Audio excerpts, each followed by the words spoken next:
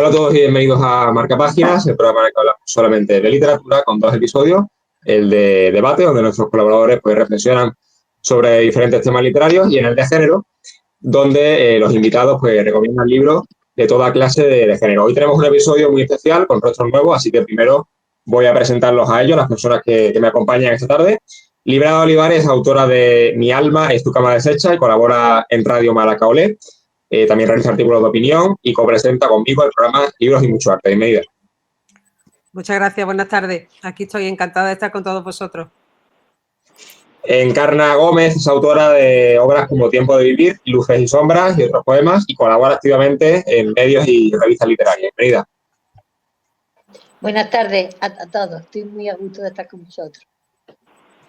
Laura Torres, autora de La chica de la parada mental. Bienvenida. Encantada de aquí estar colaborando con vosotros. Y Antonio Olmedo es autor de Camino de los girasoles y Primavera de azules poemas. Bienvenido. Muchas gracias, Samuel, por la invitación. Muchas gracias también por compartir esto con los tertulianos y nada, esperemos que salga un bonito programa. Pues vamos a empezar con Librado Olivares, que nos trae un libro de filosofía japonesa, un poco a su estilo. Va a deleitarnos con Bushido de Inazo Nitobe. Si lo he pronunciado mal, me corrijo. Perfecto, lo has pronunciado perfecto. El Bushido no es una novela, ni es un libro moderno, ni nada así estrambótico. Es uno de los textos más increíbles que yo he podido leer jamás. Porque yo no sé si te lo comento a ti muchas veces, yo soy una apasionada de Japón y de los samuráis, del Japón feudal, ¿no? Y entonces este libro es como... habla de las virtudes que seguían los samuráis, ¿no? Pero no desde el punto de vista de los samuráis con las katanas, luchadores y demás, ¿no? No, sino desde su alma, ¿no? De cómo se movían, de qué virtudes eran las que ellos seguían. Y este es un código ético, y el Bushido significa el camino del guerrero. Por eso está todo llevado al tema de los samuráis. Y en él hablas de las 7 virtudes que movían la vida de los samuráis, que eran la rectitud, el coraje, la benevolencia, el respeto, la sinceridad, el honor y la lealtad. Yo este libro no sé en qué momento, como me dijo Marina una vez, y además yo creo que llevaba toda la razón del mundo, que yo no encontré este libro. Este libro me encontró a mí, ¿sabes? Porque yo mi vida estaba un poco para arriba, ¿no? Y entonces me sirvió como de código de vida, y a partir de entonces ha sido cuando mi vida seguía y se rige por estas 7 virtudes, ¿no?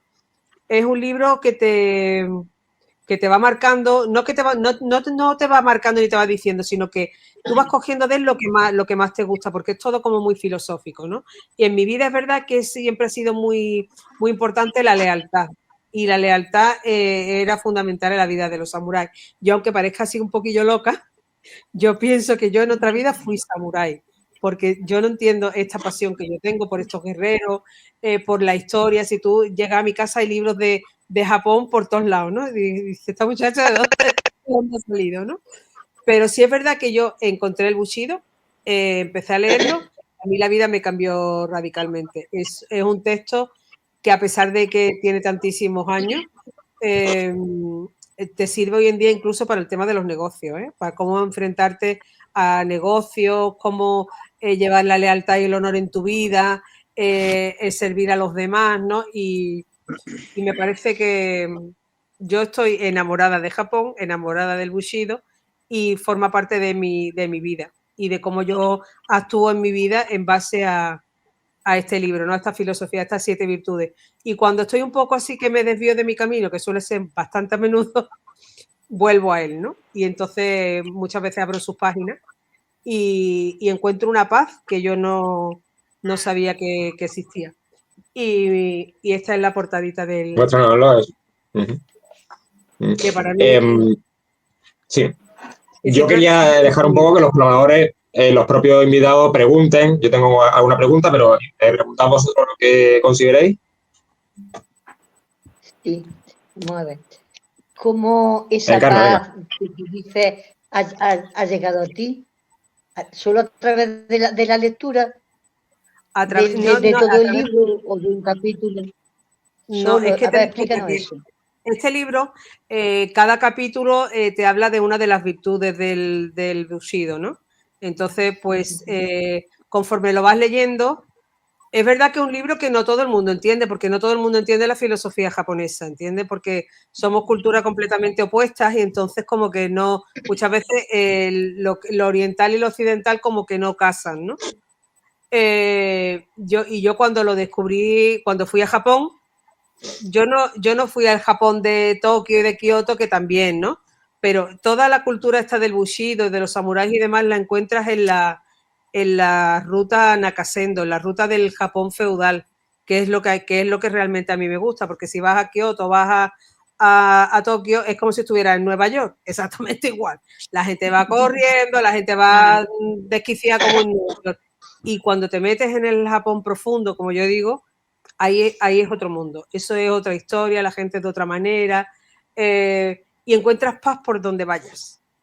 Pero es verdad que este es un libro para leer, no es un pedazo de libro gigante, porque si lo veis es un libro pequeñito, que tendrá como unas 100 y pocas páginas, 150 páginas, pero es una enseñanza brutal en cada una de sus páginas.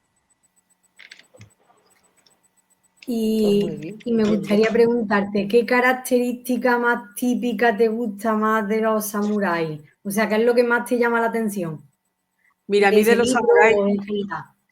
samuráis me gusta todo. Es más, yo tengo escrito un libro de los samuráis, lo que pasa es que yo no lo he editado todavía porque quiero hacerlo con ilustraciones y demás, ¿no? Pero yo en ese libro hablo de las curiosidades de los samuráis, de lo que la gente cree que sabe, pero no tiene ni idea de lo que es la vida de los samuráis. Porque te digo, por ejemplo, yo siempre pongo el ejemplo del seppuku, que es lo que es más conocido normalmente como el harakiri. Entonces, eso no es que tú dices, espérate, que me voy a clavar la katana y me voy a rajar. No, eso tiene un protocolo y una forma de actuar, porque eso no era solamente me voy a suicidar y demás. No, eso era un ritual impresionante que la gente no tiene ni idea de lo que existía, ¿no?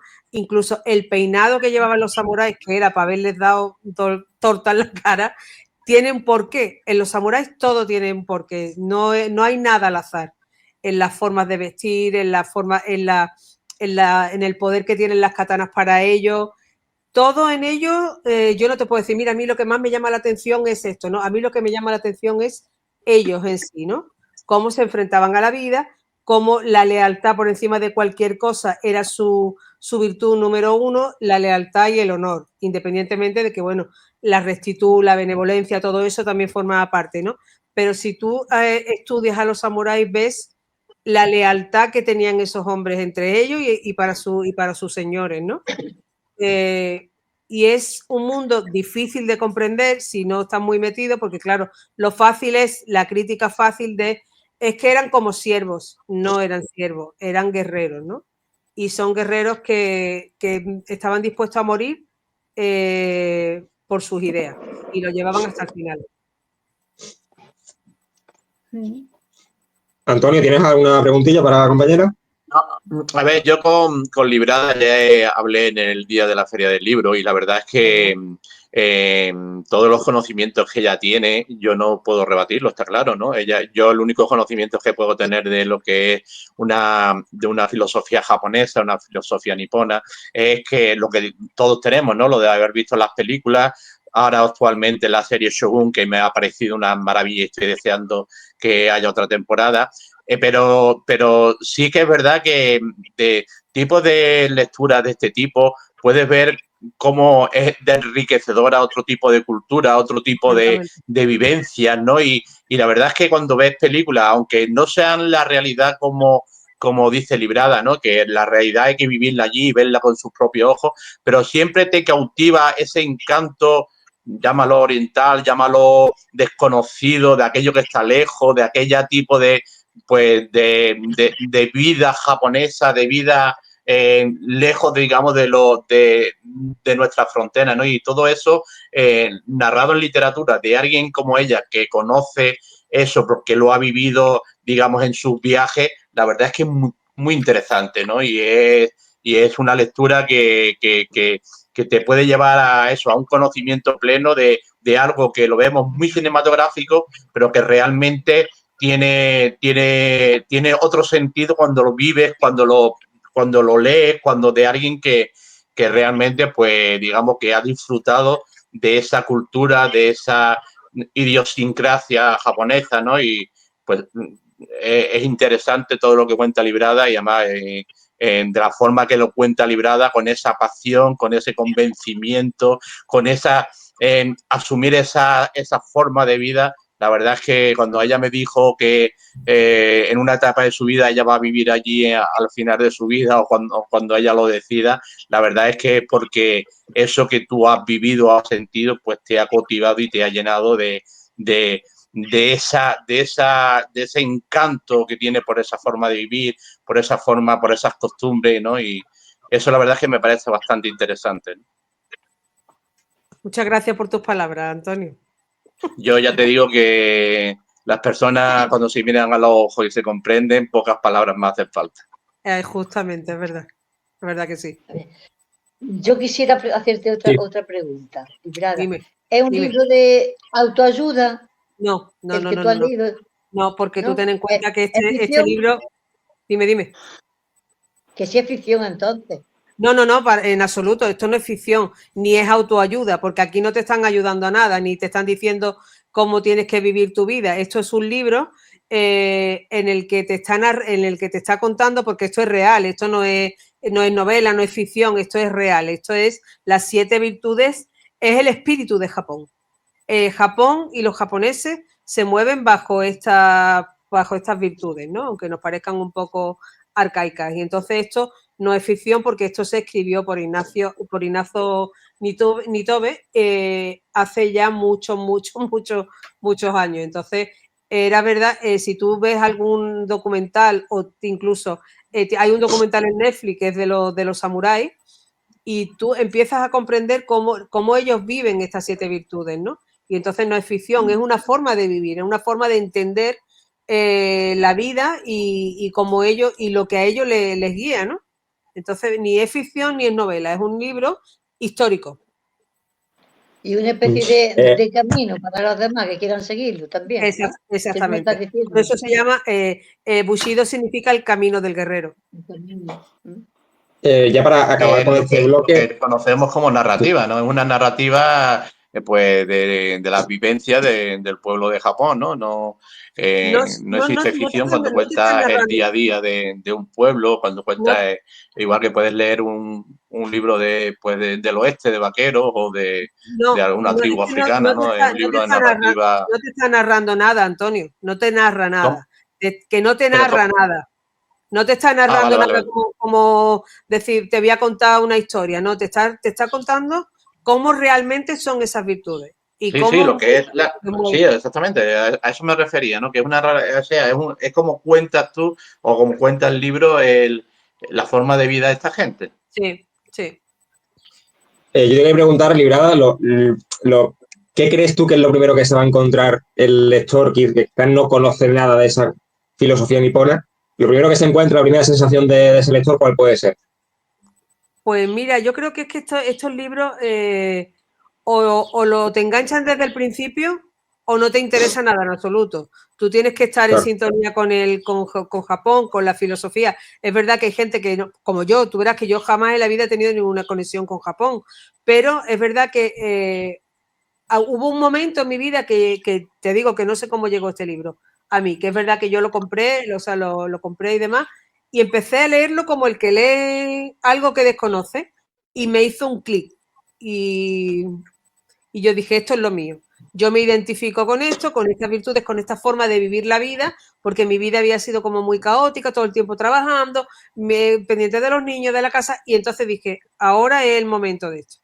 Y me llegó justo en el momento que yo necesitaba para avanzar en mi vida y cambiar el modo que yo tenía de vivirla. Pues Librada, muchas gracias. Dejamos la recomendación ahí, a ver si algún compañero se anima. Y si no, algún espectador seguro que al final acaba comprando el libro. Eso está claro. No se van a arrepentir. Vamos con Encarna, que nos va a hablar de crítica social, en concreto del libro La mala costumbre de Alana S. Portero. Adelante. Sí, pues es un libro que a mí me ha impactado. Es un libro que está escrito está escrito en primera persona por un protagonista o una protagonista que no se sabe, que piensa en femenino. Entonces yo, siguiendo esa línea, pues me creía que era una niña. En el capítulo 3 o 4 me entero que es un niño, entonces imagínate qué sorpresa. Y me entero que es un niño porque su madre dice que tiene dos machotes. Digo, pero si una niña, ¿cómo puede ser esto? Ya me volví loca hasta que me di cuenta que era un niño que quería ser niña. Pero él se siente niña. Y entonces es un dolor muy grande. Esta autora expresa ese dolor de estar en un cuerpo que no nos quiere. Lo expresa de una manera preciosa. Los sentimientos que tiene ese niño que se cree niña. Y sus padres, delante de sus padres, tiene que hacer el papel de niño. Eso le duele mucho, pero lo hace. Y mientras es pequeño, siempre tiene que hacer el papel de niño, porque no se siente a gusto. Y está siempre amargado, está siempre fijándose en otras personas que son también trans y mirando su vida, por qué hacen esto, por qué hacen lo otro. Y llega la adolescencia y entonces tienen una doble vida. Entonces, durante el día hace lo que hacía antes, tratar de complacer a sus padres, los estudios, en lo que tiene que hacer en casa. Y cuando llega la noche, se vuelve mujer, se va a, a los cabarets de Madrid con gente como él o como ella, con su mochila a cuestas y se viste, se cambia. Y entonces él es feliz. Tiene pareja en ese tiempo, bueno, una serie de problemas también familiares, la pareja se ve obligada a dejarlo, él sufre un gran shock con eso, pero intenta seguir adelante con los demás amigos y amigas que tiene. Pero un día le dan una paliza muy grande, un amigo de su padre, que un día se lo presentaron. Y cuando lo ve que siendo un niño va vestido de niña, le da una paliza muy grande. Entonces ahí se ve el odio que tiene la sociedad hacia esas personas, que no tiene sentido ninguno, pero que existe. Y entonces a raíz de esa paliza, pues él cambia y sí, empieza a vivir su vida ya como un chico, pero con otros chicos fuera ya de su casa, de la casa paterna. Pero llega un momento en que tiene que regresar a la casa paterna. ¿Por qué? Porque no tiene suficiente dinero para pagar la casa donde vive. Es decir, y aquí hay una crítica a la sociedad por la vivienda, que sabéis que es un problema que tenemos ahora, que lo están nombrando, que no hay casa y que las casas están muy caras y que los jóvenes no pueden independizarse, porque entonces ese problema se critica ahí también en ese caso. Y la novela está escrita en la época de los 80, 90, cuando la transición, cuando se abre España, nuestro país, a la democracia y a todo eso. Entonces es un boom muy grande en todos los sentidos. Y concretamente este chico y chica se ve involucrado. Cuando regresa a su casa, él ya se siente fracasado. Pero sus padres lo reciben con los brazos abiertos. Y ahí también nos da un ejemplo, eso es bueno, que los padres siempre van a querer a su hijo, aunque ellos ignoraban lo que le pasaba, pero sin embargo saben que algo le pasa y no saben lo que es. Le ayudan, desde su punto de vista le ayudan económicamente, pero él con el dinero que gana se dedica a ayudar a una señora ya mayor, que es un hombre también, que eso fue otra locura cuando yo empecé a leer el libro hablando de la señora y un día que su madre se cae enferma dice, señor, y dice, señor, si es señora, que te va impactando el libro conforme lo vas leyendo, porque lo que crees que es no es. Esa señora por la que se preocupa ahora es un hombre también, pero ya está a los finales de su vida y está muy mal, tiene que ir a comer de la caridad y entonces él le da su dinero, su compañía, su amor, y está junto hasta que se muere esa señora. Y entonces ahí también el libro, un ejemplo muy bonito de ayudar a los demás, de Volcano incluso su dinero lo pone al servicio de esa señora que también es un hombre. Y ahí termina ya la novela, por lo menos le da un final feliz. Después de, aunque él no es plenamente feliz, pero por lo menos el bien que hace si proporciona la felicidad a otras personas. Y a mí es un libro que me ha impactado y que me ha gustado muchísimo. ¿Preguntas? Sí, yo te Venga, querría venga. hacer una pregunta. Espero que no te moleste la pregunta que voy a hacerte. Porque considero que tú tienes cierta edad, ¿no? Y entonces sí es verdad que me llama la atención mucho la temática, que a mí me fascina esa temática, ¿no? Pero que tú hayas elegido ese libro. ¿Por qué? ¿Por qué has elegido ese libro? ¿Cómo llegó a ti ese libro? Te explico, mira. En Sierra Mágina, la comarca de Sierra Mágina donde yo vivo, hay varios clubes de lectura.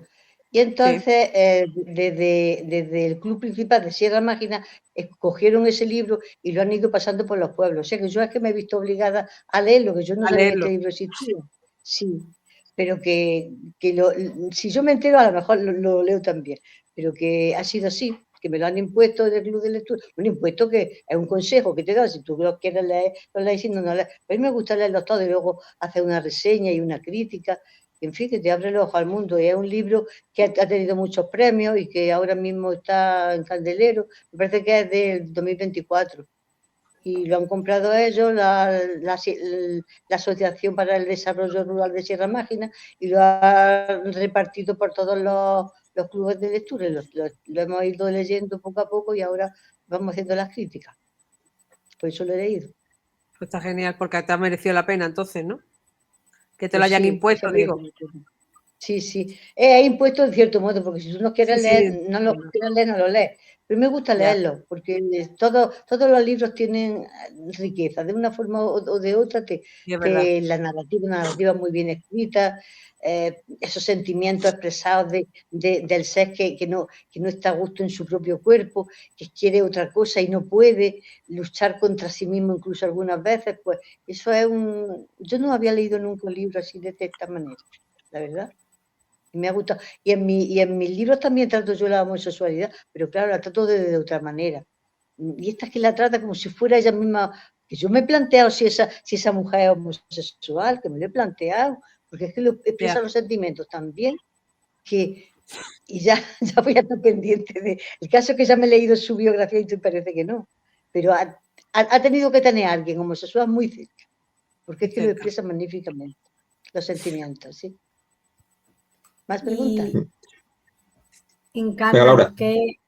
¿Qué ha aprendido más sobre la dualidad del chico o de la chica? Pues he aprendido que tenemos que dar gracias a los que tenemos la sexualidad bien definida, porque el pobre lo pasa fatal, la pobre que se siente niña, pero es niño, lo pasa fatal siempre. Desde pequeño está sufriendo y acaba la novela sufriendo, aunque he dicho que hace una buena obra y con eso se siente ya más feliz, pero que acaba igual, con el mismo sufrimiento ese de estar indefinido, de saber lo que él quiere, pero que la sociedad espera de él otra cosa. Claro. Y entonces es una crítica a la sociedad que no lo acepta. Afortunadamente en estos tiempos ya, pues incluso en mi mismo pueblo hay una pareja de muchachas casadas y tienen una niña que ya eso se acepta y se ve bien, pero han sufrido mucho tiempos atrás. Y siguen, creo yo, ¿no? Que los mataban, acordados de Federico García Lorca y muchos más le han hecho la vida imposible. Y ahora el Trump diciendo que hay que él reconoce solo dos géneros. O sea que el problema va a seguir.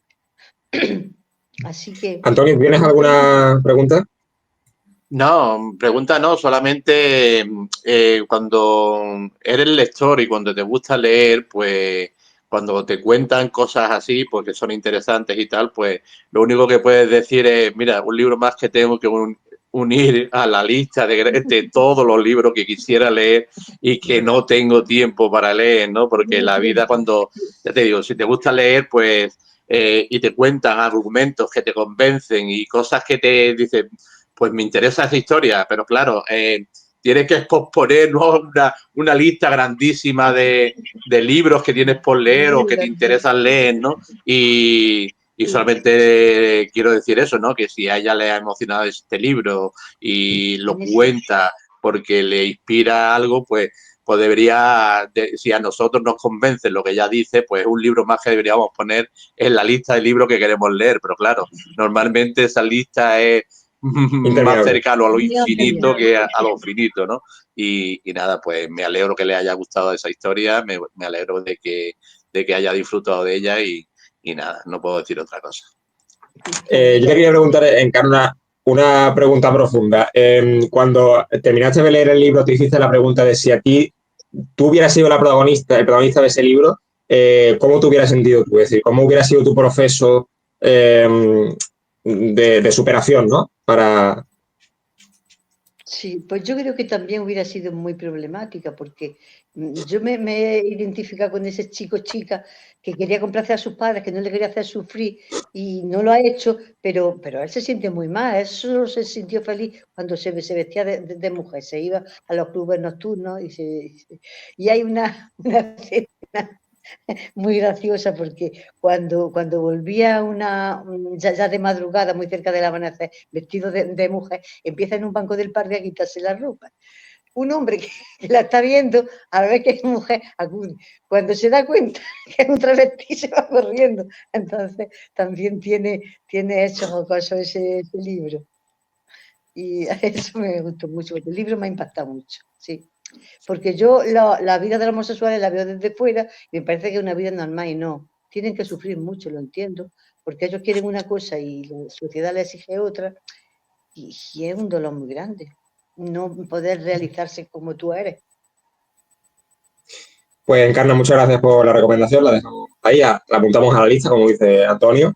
Y vamos a pasar con Laura, que nos va a hablar de El perfume de Patrick Süskind. Adelante. Sí, mira, pues como dice, aquí lo podéis ver a lo mejor porque mi pantalla Sí. no va muy bien. Pues he elegido este libro porque me ha llamado mucho la atención. Trata sobre el sentido del olfato, que nosotros que somos lectores y escritores podemos ver que no mucho se trata en la literatura del olfato. Entonces, este libro empieza en París, porque no solamente es un thriller psicológico, sino que también es de historia y es del siglo XVIII, que a mí me gusta mucho pues la vida de antes, porque aprendemos bastante de cómo era antes la vida, muy diferente a la de ahora.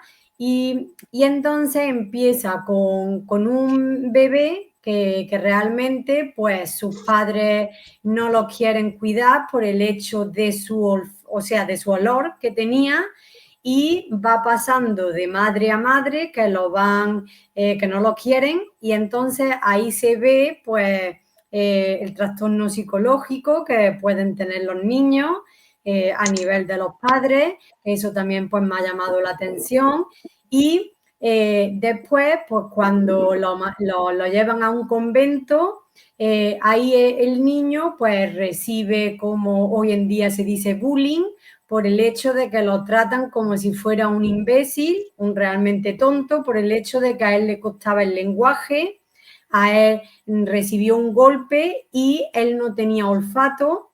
Entonces, yo ahí me ha gustado mucho porque yo soy misma paciente de que yo, tras mi traumatismo craneoencefálico, yo no tengo el mismo olfato que tenéis todos. O sea, quiero decir que yo también lo tengo tocado.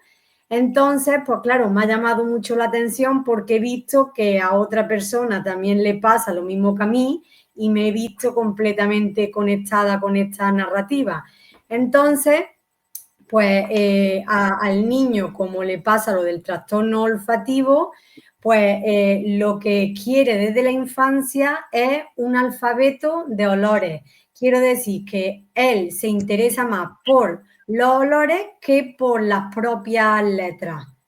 O sea, a él le interesa más conocer los olores, sean de donde sean, del lugar que sean, que en vez de poder hablar. Poco a poco aprende a hablar también, pero lo que más le llama la atención es eso, el olor. Y la verdad que el autor, a lo largo de todas las páginas, te demuestra con las descripciones como si tú las pudieras oler. ¿Me entendéis? Quiero decir que es que la verdad te llama mucho la atención las descripciones, las definiciones que hace de cómo la falta del olfato llega o sea, al daño de realmente de la persona. Y entonces, pues, conocemos la vida de París, por ejemplo, también se trata sobre cuándo pasó la guerra de Inglaterra y Francia, y, por ejemplo, este niño que ya se hace más mayor, pues se va a una montaña porque en el convento donde lo cuidaban, pues a los 8 años ya no lo quieren más, ya no le importa lo que le pase, si se muere, porque realmente como no olía, no le daba igual su vida, y lo echan a la calle. Entonces pues se va a una montaña porque sabemos que en una montaña hay infinidad de olores, y ahí pues hace su vida durante 7 años mientras que pasaba la guerra. Entonces, claro, es como que se ausenta de la guerra y se une a los olores en la montaña. Entonces eso también pues me ha llamado la atención, cómo en la soledad él llega a la conectividad de los olores, entonces pues hace su vida día a día. Entonces, pues tal el día a día que lleva el propio, que tiene un nombre bastante raro, se llama Grenoille, sí, más o menos. Y entonces, pues, él lo que tiene de obsesión, porque no sé si sabéis, probablemente seguro, que cuando tiene un trastorno o un traumatismo en la cabeza, a veces lo que te llega es a una obsesión.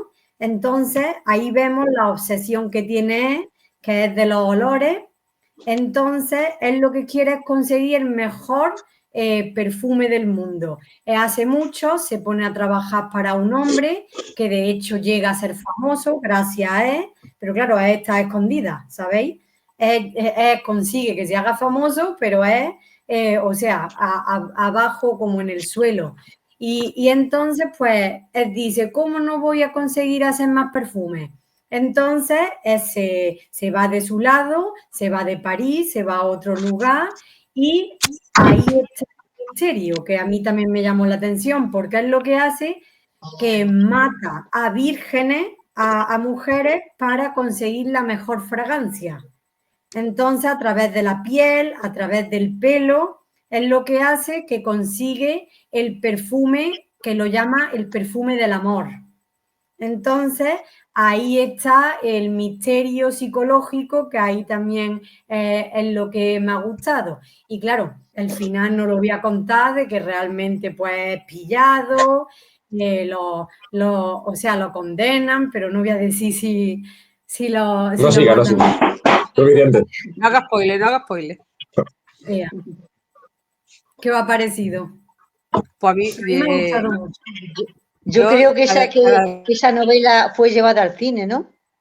Sí, exactamente. Esa película de hecho, está en el cine, o sea, es una película de cine y la protagonizaba Dustin Hoffman y actores franceses y demás. La verdad es que es una película, un thriller, como decía Laura, bastante inquietante, ¿no? Porque el chico en cuestión, el protagonista del libro, pues aprende a sacar la esencia de vírgenes y tal, y entonces enamorado incluso, bueno, como refleja la película, yo reflejo la película porque no he leído el libro, pero claro, busca la esencia perfecta de la mujer perfecta que él considera pues su elixir perfecto, ¿no? Y es bastante inquietante como quiere sacar. También te falta el amor. Entonces yo creo Sí, lo que crea es un vínculo entre las carencias que él tiene, entonces todo está ligado de esa manera, ¿no? Entonces él liga de su carencia, digamos, física con lo que son sus carencias sentimentales, ¿no? Y todo eso está enlazado de una manera, me imagino que tú que has leído el libro lo sabrás, ¿no? De una manera pues sutil, delicada, traumática, perversa, todo eso conlleva a eso, ¿no? A que el personaje en cuestión pues vaya vagando, buscando y teniendo una relación entre lo que no huele, entre lo que vive, entre lo que sufre, y todo eso me imagino que lo habrás visto reflejado en el perfume, ¿no? Claro. Os pido disculpas porque no sé qué es lo que le ha Sí. pasado al ordenador mío, que se me ha ido completamente todo. Nada. Entonces no he Pero has escuchado vuelto de nada. nuevo, has vuelto a He vuelto, nosotros. he vuelto a vosotros. Que ¿Algo yo más antes de pasar? no quería hacerte ninguna pregunta, solamente decir que me parece impresionante cada vez que escucho a escritores, bueno, del colectivo y de fuera del colectivo, la cantidad de temáticas que puede haber en un libro. Y esta me parece que es fascinante. Sobre todo porque mezcla, pues bueno, las carencias de una persona y termina siendo como un medio asesino, ¿no? Me imagino. Y me parece que tiene que ser fascinante el libro, ¿no? Sí, lo ha sido y lo es. Lo es. Bueno, pues vamos a pasar ya para acabar con Antonio. Gracias, Laura, por tu aportación. Antonio Olmedo nos va a hablar de poesía y en concreto de Oscilaciones de Jaime Nadal. Adelante. Sí, pues nada, pues deciros que, pues siendo poeta, pues voy a hablar de otro poeta que he conocido personalmente y que yo, a pesar de escribir poesía, y poesía romántica, como los pocos que me conocéis sabéis, pues no suelo leer mucha poesía, la verdad, porque me gusta más, pues, autores a lo mejor, digamos, llamémosle comerciales, ¿no? Como Arturo Pérez Reverte, Carlos Ruiz Zafón, Isabel Allende. Entonces, me gusta mucho lo que es la narrativa esta, así, de que es muy descriptiva y tal, ¿no? Pero Jaime Nadal lo conocí su libro es este, Oscilaciones. Él es este chico, Jaime Nadal. Entonces, pues, lo conocí en el Castillo Bilbil, en el evento de Letras B, y su libro Oscilaciones, pues, fue, digamos, un azar, fue un encuentro porque resulta que él se acercó a mí y empezamos a hablar sin conocernos de nada, porque no nos conocíamos de nada, y a pesar de la edad que tenemos, o sea, que tiene él y que tengo yo, una edad de más de 15 años de diferencia, pues conectamos mucho, pero claro, desde dos mundos diferentes, ¿no? Oscilaciones es un libro de poesía introspectiva, un libro de poesía donde él refleja sus viajes a Tailandia, a Asia, porque durante un tiempo de su vida, pues él intentó buscar en su interior y encontrarse a sí mismo. Es un libro de poesía lleno de espiritualidad, lleno de una introspección que él ha buscado en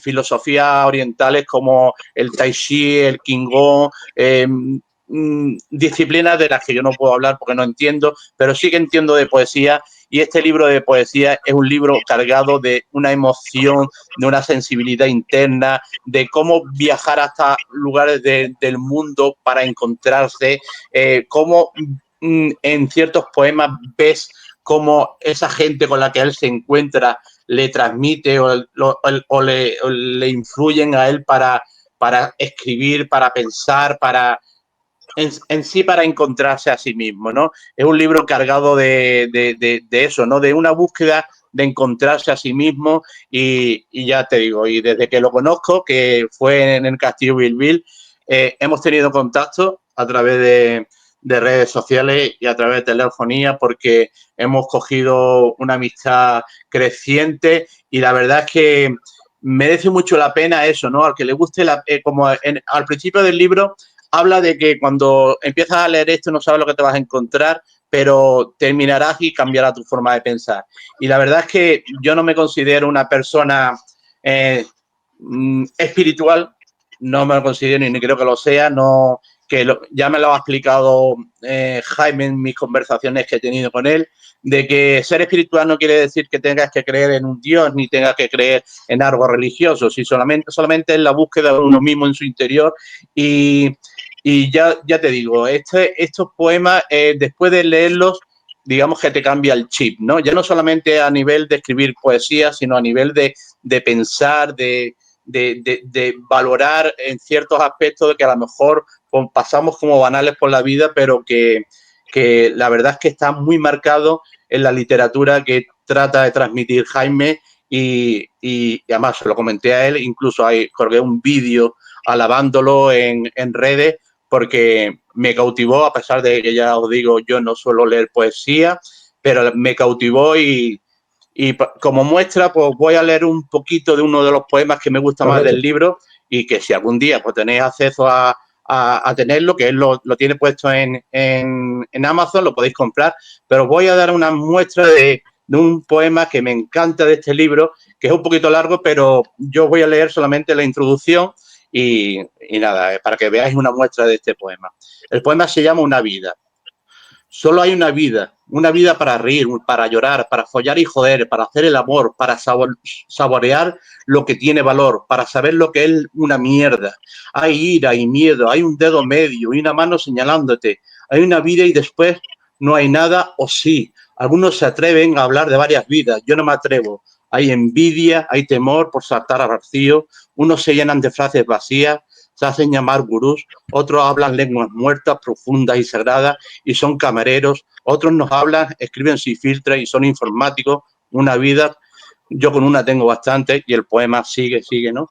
Y la verdad es que hay poemas que habla eso, lo divide en varias partes, una de su viaje a Tailandia, de cómo se ha cruzado con personas que le ayudaron o que le dieron su casa sin pedirle nada a cambio, y una vuelta que él llama regreso a Saturno, cuando después de viajar vuelve otra vez a sus orígenes, digamos, a analizar de que a lo mejor a veces no hace falta irse tan lejos o sí lo hace falta para volver a encontrarse y volver a su raíz, ¿no?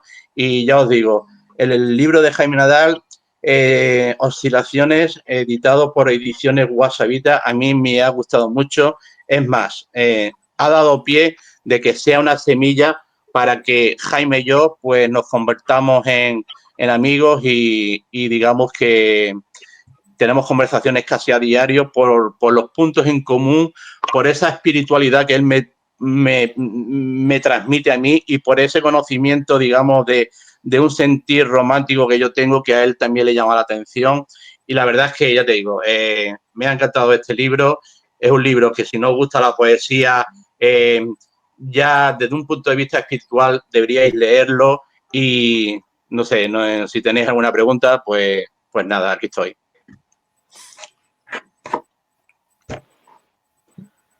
Yo al escuchar un poco el principio del poema, me parece como que es un poco reivindicativo. ¿Es así o no? ¿Un poco cómo? Reivindicativo.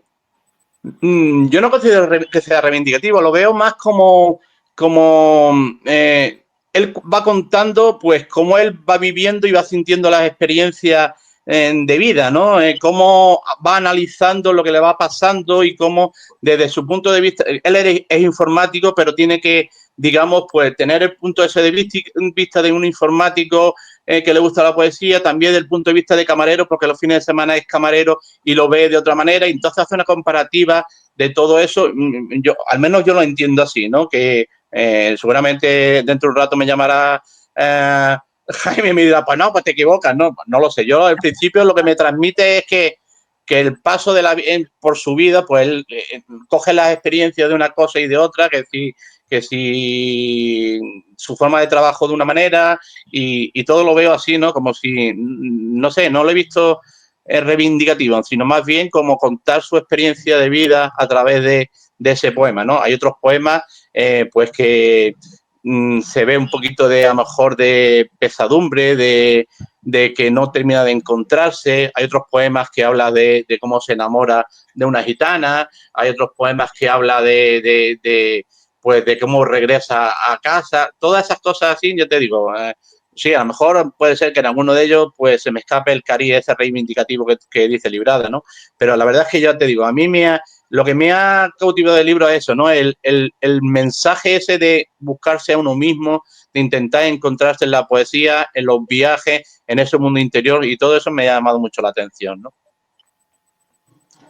A ver, yo lo he visto un poco existencialista, en el sentido de que, puede ser también, puede ser. La existencia y valora los actos que hace cada día, lo que podemos hacer. Sí, no me salía la palabra, pero sí, también es eso, ¿no? Es existencialismo y ya te digo, sí, también. ¿Laura? No tengo nada que comentar. Me ha gustado, la verdad. el poema te hace pensar, te hace ver que realmente nos pasa eso a diario a las personas. Sí. Sí, la verdad es que sí, la mayoría de los poemas es eso, ¿no? Yo te digo, no hace pensar, ¿no? O a mí me transmite eso, ¿no? Te hace pensar en eso, ¿no? En la búsqueda de esa espiritualidad, de eso buscarse a sí mismo, de buscarse esa introspección y digamos, escupirla por la boca, ¿no? Y ya te digo... Antonio, como has comentado que se forjó una amistad, ¿no? entre vosotros, ¿tú crees que tu poesía también tiene algo de introspectiva o son formas de escribir? Por supuesto que tiene algo de introspectiva. Mis poemas reflejan, como por ejemplo, El Primavera Azul es poema, o incluso Camino de los Girasoles, que lo escribí con 15 años, es un claro reflejo de una vida introspectiva, de una vida de un chico solitario de 15 años en el campo, sin más amistad ni más contacto, digamos, salvo aquellos que va cuando vas al colegio y demás, y que sigues creciendo en un mundo interior que te has labrado a ti mismo porque a lo mejor no has tenido o no has necesitado un círculo digamos, de amistades o un círculo social, ¿no? Mi poesía es muy introspectiva desde el punto de vista ese, ¿no? Porque quizás no he necesitado a nadie porque nadie me ha necesitado a mí. Entonces mi poesía es una poesía romántica, una poesía introspectiva de un chico tímido de aquellos tiempos, de los años 80 y todo eso, digamos, que es lo que me ha curtido a mí como persona y lo que me ha enseñado a ser como soy y ha hecho que sea como soy. Pues con la intervención de Antonio ya finalizamos este episodio. Daros las gracias, Librada, Laura, Encarna y Antonio, por haber participado. A los nuevos, sobre todo, y a Encarna también por volver aquí. Ya sabéis que cuando queráis podéis volver. Gracias. Muchas gracias. Pues para mí ha sido un placer y nada, espero que esto se repita en el tiempo y en el espacio. Por supuesto, y hablaremos de poesía también y de lo que es tercio. Sí, encantado. Muchísimas gracias. Muchas gracias.